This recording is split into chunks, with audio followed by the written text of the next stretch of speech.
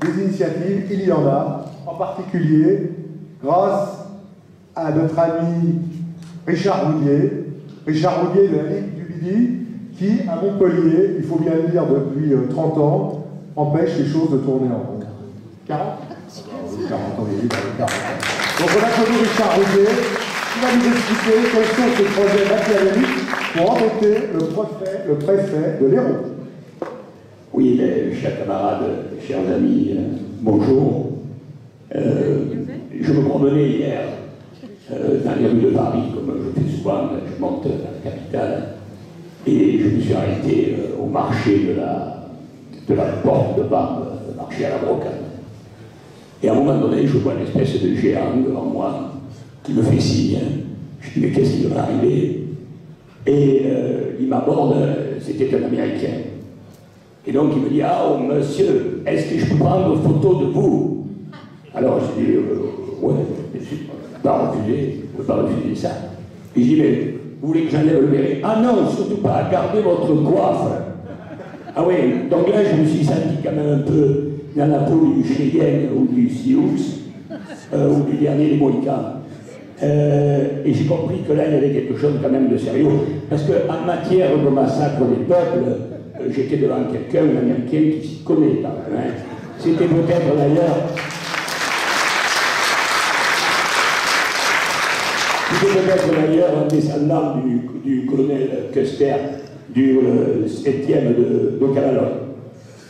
Et donc, j'ai compris à ce moment-là, c'est un peu pour vous amuser, mais j'ai compris à ce moment-là qu'il y avait vraiment quelque chose qui était en train de se passer. Et qu'il ne restait pas beaucoup de temps pour agir, comme vient de le dire notre camarade. À la mi-août, nous avions eu des échanges avec Pierre Cassin et Christine Cassin, puis nous avons pris connaissance des projets et des décisions gouvernementales et qui devaient se dérouler et qui devaient se terminer avant le 31 décembre 2016. 31 décembre 2016, pourquoi? Parce que, évidemment, nous rentrons en année électorale et que le gouvernement n'a pas du tout envie de traîner comme un boulet les problèmes que lui pose la jungle de Calais. Le gouvernement a donc décidé de balayer, si je puis dire, la question migratoire, je ne dirais pas les migrants, mais la question migratoire sous le tapis. Il s'agit quand même de 12 000 à 16 000 personnes, suivant les chiffres. Au début, c'était 2 000, 4 000, 8 000, puis après, c'était en train de grossir. Demain, ça serait arrivé à une ville de la grosseur, donc de Calais. Et il s'agit de disséminer ou d'éclater ces 12 à 16 000 migrants en 150 mini-jungles d'un peu moins de 100 individus chacune, ça en étant un chiffre un peu fatidique, mais le compte y est, puisque si nous multiplions 150 mini-jungles par 90, on arrive à peu près à 14 000, ce qui doit faire un peu le compte. Grosso modo, ça nous fait quand même plus ce qui existe déjà, plus la migration, plus de réfugiés, plus tout ce que vous voulez, ça nous fait quand même au moins 2 ou 3 mini-jungles dans chaque département. Et là, c'est le maillage de notre pays qui est en train de foutre le camp. Le trio infernal de l'Élysée, Matignon, Beauvau, et c'est une grave erreur tactique à mon sens qu'ils ont fait, a donc décidé, afin de ne pas salir les beaux quartiers de la capitale, d'investir ce qu'on appelle les petits coins de la France profonde, où malheureusement pour lui, le sentiment d'appartenance identitaire est encore plutôt vivace de nos jours. Le mardi 20 septembre, en plein milieu d'une conférence consacrée à la géostratégie dans les pays du Maghreb, au local de la Ligue du Midi à Montpellier, nous apprenions donc que 90 migrants de la jungle de Calais devaient débarquer le surlendemain à ce qu'ils appellent le CADA. Alors ça c'est un nouvel acronyme, au centre d'accueil des demandeurs d'asile, parce qu'ils essaient de nous vendre ça comme des demandeurs d'asile qui ne sont absolument pas. Au début c'était des Syriens, c'était des Syriaques, c'était des Araméens, c'était des chrétiens, et puis on s'est rendu compte de ce qu'il en était véritablement. Ce sont des jeunes mâles, musulmans, au sein desquels se trouvent de nombreux islamistes. Nous l'avions dénoncé à l'époque, nous avions dit que c'était absolument pas vrai, et que c'est très bien maintenant que dans les assassins du Bataclan, il y avait donc des clandestins qui étaient passés depuis la Grèce par les voies qui sont connues de tout le monde et que je ne vais pas rappeler. Donc le 22, devant ce cadavre, le 22 septembre, c'est-à-dire moins de 48 heures après, c'est le bras de combat, et à 8h30 du matin, nous nous retrouvons avec 25 militants, bien décidés devant le centre d'accueil des migrants. Deux banderoles, des drapeaux, un porte-voix, quelques centaines de tracts, des pneus, du carburant, des fumigènes, et quelques hooligans qui viennent nous donner la main, et la fête peut commencer. C'est ainsi que nous allons bloquer le centre d'accueil des migrants pendant 1 heure environ. C'est la première fois où la Ligue du Midi employait donc du vrai matériel de manifestants et bloquer la circulation. On avait bloqué la circulation aussi au mois de juillet, sous l'Arc de Triomphe de Montpellier. Ça chauffe un peu avec quelques maghrébins de passage, parce que les maghrébins savent toujours qui c'est qui est dans leur camp ou qui c'est qui n'est pas dans leur camp. Et interviewé par TV Liberté sur place, par une équipe de TV Liberté, je dénonce la présence d'un lycée, on parlait tout à l'heure d'une école, un lycée à une dizaine de mètres de l'autre côté de la rue, avec tout le problème que cela peut occasionner quand on connaît la dangerosité de ces populations. Je dénonce ce qui se passe à Calais, les viols, les vols et les dégradations de tous ordres. Les Allemands ne vont pas tarder à me donner raison, puisque moins de 48 heures après, nous apprenons par la presse qu'un mineur de 16 ans, je vous signale qu'ils sont tous mineurs, parce que les associations largement subventionnées leur ont, même s'ils ont une barbe qui pousse jusque-là, leur ont dit que de toute façon il fallait dire qu'ils sont mineurs, parce qu'on est obligé de leur faire des examens et qu'ils sont pratiquement inexpulsables. Donc, un jeune mineur de 16 ans agresse une jeune fille dans une rue, et c'est pas à 5h du matin ou 4h du matin, c'est 11h du soir, au Corum, à Montpellier, agresse donc une jeune fille et la viole en lui mettant sous la gorge un tesson de bouteille. Vous voyez comme quoi ce sont des garçons éminemment sympathiques.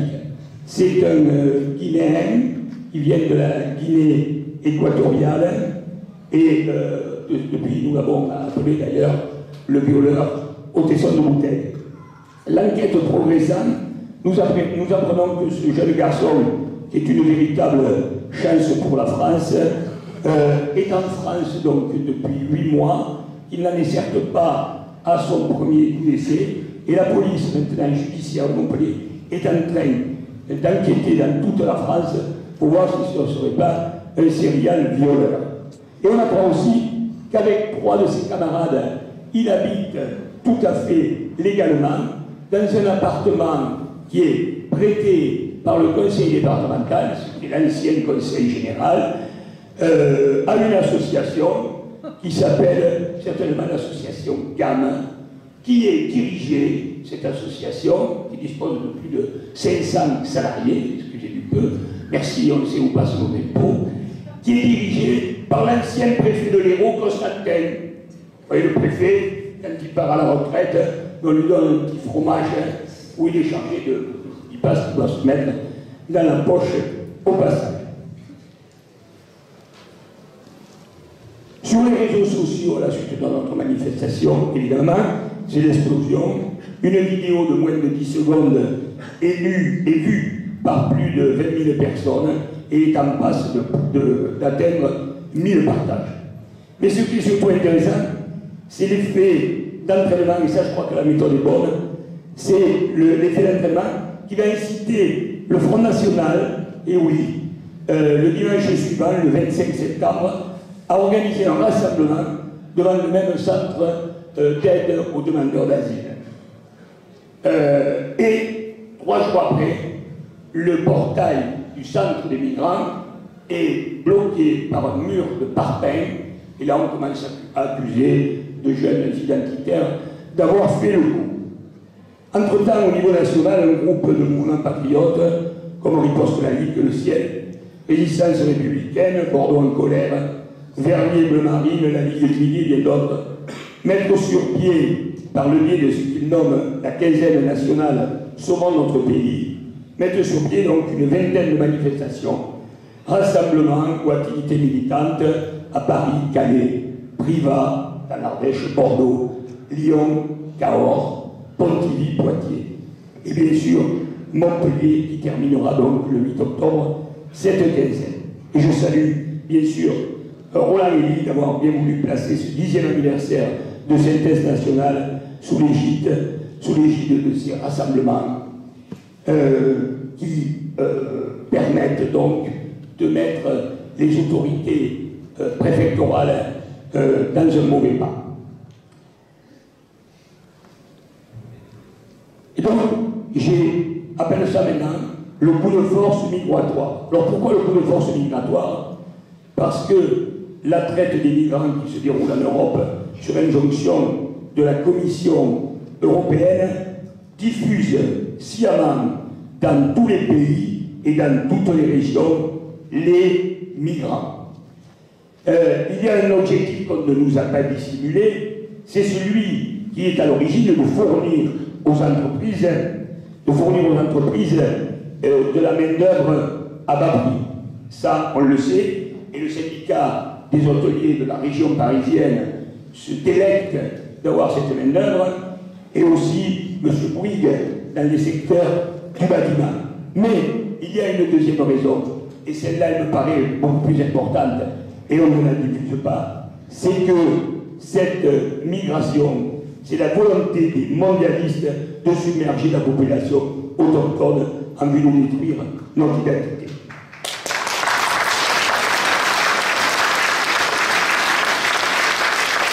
Je vois qu'à son habitude, la démocratie n'existe pas ici, parce que Roland est une fois de plus de me couper la parole, mais là, je vais jusqu'au bout. 10 secondes je t'assure, c'est pour tout le monde. Je ne reviendrai pas sur ce qu'a dit fort excellemment notre camarade concernant les différents points de fixation, que ce soit à Alès, que ce soit à Louveciennes, que ce soit à Valfleury, mais chez nous aussi à Champ-Mercier, etc., etc. Petit village de 800 habitants, Champ-Mercier dans les Hautes-Alpes, où le préfet, ce préfet qui est une fonction que personne au monde ne nous envie, à Champ-Mercier, on veut installer 100 migrants pour un village de 800 habitants. Chers amis, chers camarades, je vous rappellerai en conclusion qu'aujourd'hui se déroule en Hongrie un référendum anti-migrant organisé par un dirigeant prétendu autocratique que les médias nous présentent comme un dictateur xénophobe et antidémocratique. Dans le même temps, en France, les préfets ont mis des référendums, comme celui qui s'est passé à Forges-les-Bains, où demandent aux tribunaux administratifs de les interdire. Quand le peuple s'exprime dans des consultations locales. Alors, cherchez l'erreur, chers camarades, chers amis, vive la liberté, comme on dit chez nous, siamo in nostre, on est chez nous.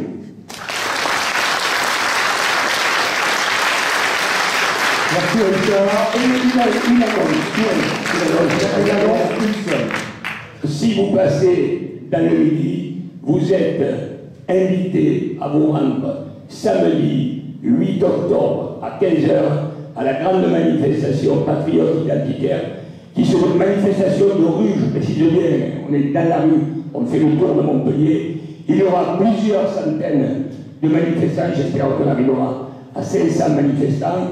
Il y a le général Piquemal qui sera avec nous, il y aura Renaud Camus, Jacques Klosserman, vous êtes tous invités à Montpellier. Et en plus, on a le soutien des Antifa qui ont appelé la population à venir manifester à la même heure, au même endroit. Ça promet du sport. Merci.